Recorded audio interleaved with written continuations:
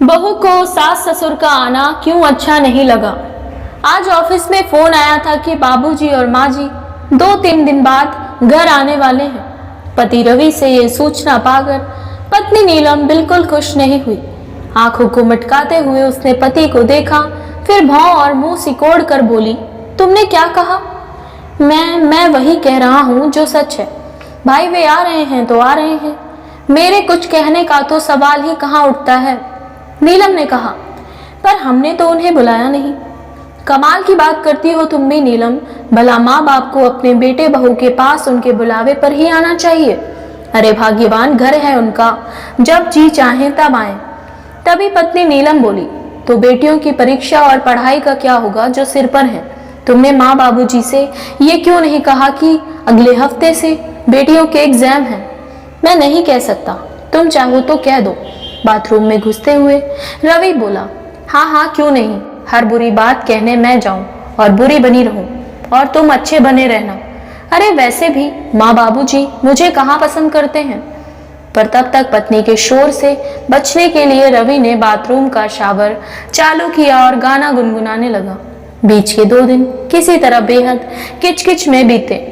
पति के सामने उठते बैठते आते जाते पत्नी नीलम यही रोना रोती रही कि माँ बाबूजी आ तो रहे हैं, पर रहेंगे कहाँ? 2 कमरे वाले मकान में उनका बिस्तर कहाँ लगेगा? फिर सवेरे से माँ अपना भजन और पूजा पाठ चालू कर देंगी। भला ऐसे माहौल में बेटियां अपनी पढ़ाई कैसे कर पाएंगी, वो भी इंजीनियरिंग के कंपटीशन की। रवि का कहना था कि माँ बाबूजी हमारे घर सालों बाद आ रहे हैं, पूरा घर पड़ा है। अरे ड्राइंग रूम में रात में एक चारपाई डाल दी जाएगी, एक तखत तो पहले से ही वहां पड़ा है, हम दोनों वहां सो जाएंगे, माँ बाबूजी बेडरूम में सो जाएंगे। दूसरे दिन सुबह 5 से ही खटपट सुनकर नीलम की नींद खुल गई। लगता है खटपट की आवाज बेडरूम से आ रही है, जहां माँ बाबूजी सोए हुए हैं। लगता है माँ बाबूजी दोनों उठ गए हैं। नीलम मुंह ढककर फिर सो गई। सुबह बहू जब बाथरूम में गई तो दंग रह गई। पूरा बाथरूम साफ सुथरा और चमक रहा था, कोना कोना साफ था। वैसे सफाई वाली रोज ही बाथरूम साफ करती थी, पर इस तरह से तो कभी साफ नहीं हुआ था। बाहर निकली तो देखा बाबूजी सोफे पर बैठकर अखबार पढ़ रहे हैं और माँ जी माला फेर रही हैं। मन ही मन वे कुछ बोल रही थी। बहू को देखकर वे मुस्काई, बहू हम दोनों ने चाय पी ली है, अब तुम हमारे लिए चाय मत बनाना। 2 दिन में ही नीलम ने महसूस कर लिया कि वो जिस चीज से घबरा रही थी वैसा कुछ भी नहीं है। सास काफी मदद कर देती है। सुबह की सब्जी काटना, दूध वाले से दूध लेना, शाम की सब्जी काटना, दूध वाले से दूध लेना, शाम की सब्जी लाना की जिम्मेदारी बाबूजी ने ले लिया था। यही नहीं, वो सामान लाने का पैसा भी नहीं लेते थे। शाम को माँ बाबूजी दोनों ही सामने वाले पार्क में चले जाते थे। बेटियां भी दादाजी के पास बैठकर खूब बातें करती। ये सब देखकर बेटा रवि बहुत खुश था कि परिवार में शांति कायम है। एक दिन रात को सोते समय रवि ने नीलम को छेड़ दिया, माँ बाबूजी को आए काफी दिन हो गए तो क्या हुआ? नीलम फौरन बोल पड़ी, अच्छा ये बताओ बाबूजी अपने मकान का क्या करेंगे? उसमें दोनों भाइयों का हिस्सा लगेगा या सिर्फ तुम्हारा? रवि बोला, जाऊं पूछने? नीलम चिढ़ गई, तुम तो हर वक्त गुस्से में रहते हो, किसी भी बात का सीधा जवाब ही नहीं देते हो, तुम बात ही ऐसी करती हो। अरे बाबूजी का पुश्तैनी मकान है, काफी हिस्सा तो बाबूजी ने अपने पैसे से बनवाया है। बाबूजी जो चाहे वो करें, मकान उनका और फैसला भी उनका। वाह, भूल गए क्या आप? जब बड़ी बेटी के इंजीनियरिंग दाखिले के लिए हमने 1 लाख रुपया मांगा था तो बाबूजी ने साफ साफ मना कर दिया था। पैसे होते तो आज बड़ी बेटी का इंजीनियरिंग का दूसरा साल होता। 1 साल ड्रॉप करने की वजह से दोनों बहनें एक साथ इंजीनियरिंग में बैठ रही हैं। नीलम रुआसी हो उठी। ऋचा इस बार पहली बार कंपटीशन दे रही है और शिवानी दूसरी बार। रवि बोला, अब तुम देखना, जब ये बेटियां अपनी मेहनत और लगन से सेलेक्ट होंगी तो इनकी खुशी का मजा ही अलग होगा। फिर इतना पैसा एक साथ बाबूजी कहाँ से देते? नीलम बोली, मकान बेचकर। क्या बच्चों के लिए इतना भी नहीं कर सकते थे बाबूजी? नीलम से फिजूल बात करना समझदारी नहीं है और रवि करवट बदलकर सो गया। एक दिन रवि दफ्तर से लौटा तो उसका चेहरा उतरा हुआ था। पता चला उसने नौकरी से इस्तीफा दे दिया है। दिया क्या दिलवाया है। घर का वातावरण उदास हो गया। नीलम तो सिर पकड़कर बैठ गई। 30-35 हजार रुपए प्रति महीने रवि कमा लेते थे और परिवार में कई चीजों की किस्तें भरी जा रही थी। कार और फ्लैट की किस्तें तो अभी काफी देनी थी। नीलम अपनी सास ससुर के पास पहुंचकर रोने लगी। बाबूजी भी परेशान हो गए, लेकिन रवि को एक बात परेशान कर रही थी कि कहाँ माँ बाबूजी 2-3 महीने रुकने वाले थे, लेकिन अचानक ही सुबह सुबह चले गए। रवि परेशान सा होकर दोनों हाथों से सिर पकड़े बैठा रहा। कंपनी ने अभी हर्जाना तक नहीं दिया था। लो चले गए ना तुम्हारे माता पिता, तुम्हें मुसीबत में छोड़कर, इसी का दम भरते थे। नीलम को मौका मिल गया था बोलने का। रवि खुद नहीं समझ पा रहा था माँ बाबूजी ने ऐसा क्यों किया। मुसीबत में हौसला देने के बजाय वे खुद हम लोगों को छोड़कर चले गए। बस चलते चलते यही कहा कि गांव जा रहे हैं।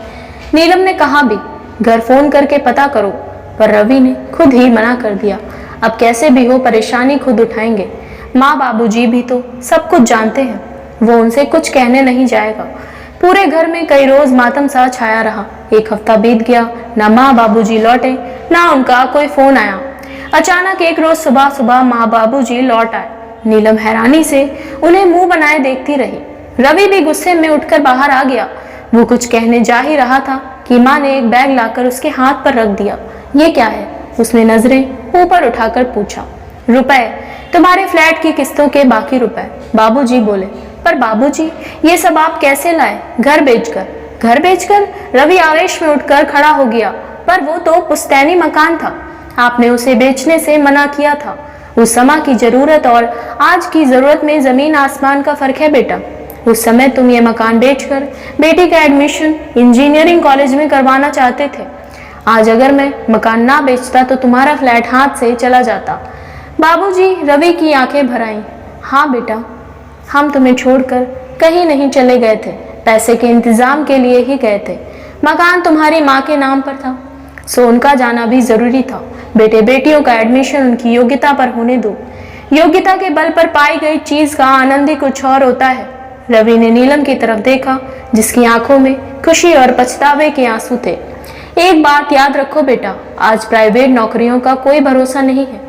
ये आज अच्छी हैं, लालच देती हैं, ढेर सारा पैसा देती हैं, पर कल जब इन्हें तुमसे कोई लायक मिल जाता है तो तुम्हें मक्खी की तरह निकाल कर फेंक देती हैं। अपना खर्च अपनी हैसियत के मुताबिक करना सीखो। एक पुराना नियम है, कर्ज लेना हो तो सिर्फ 2 मौकों पर लो, एक बच्चे की पढ़ाई के लिए, दूसरा बेटे की शादी के लिए।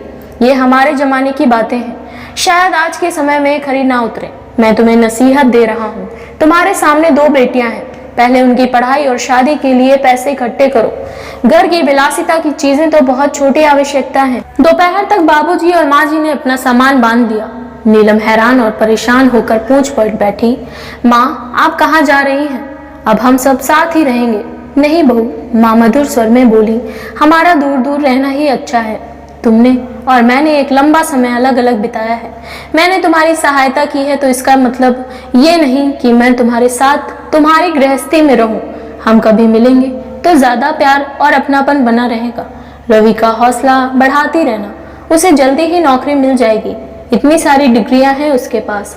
जीवन में उतार चढ़ाव तो आते ही रहते हैं, उनसे हिम्मत नहीं हारते। यही तो जीवन है बहू। पर माँ जी देखो बेटी, अब की बाबूजी बोल पड़े, मन छोटा हो तो बड़े से बड़ा घर भी आदमी को छोटा लगने लगता है। काफी समय से हम अलग अलग रह रहे हैं, अब एक दूसरे के साथ रहकर एडजस्ट करने में दोनों को परेशानी होगी। खैर छोड़ो ना इन बातों को। बहू तुम और बच्चियां खुश रहो, यही कामना है। पर आप कहाँ रहेंगे? वहीं जहाँ रहते थे।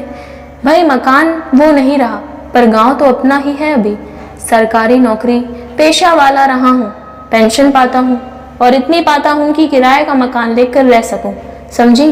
बेटी और बहू निरुत्तर खड़े रह गए। आशा करती हूँ आपको हमारी ये कहानी पसंद आई होगी। अगर हमारी कहानी पसंद आई हो तो हमारे चैनल को सब्सक्राइब करें।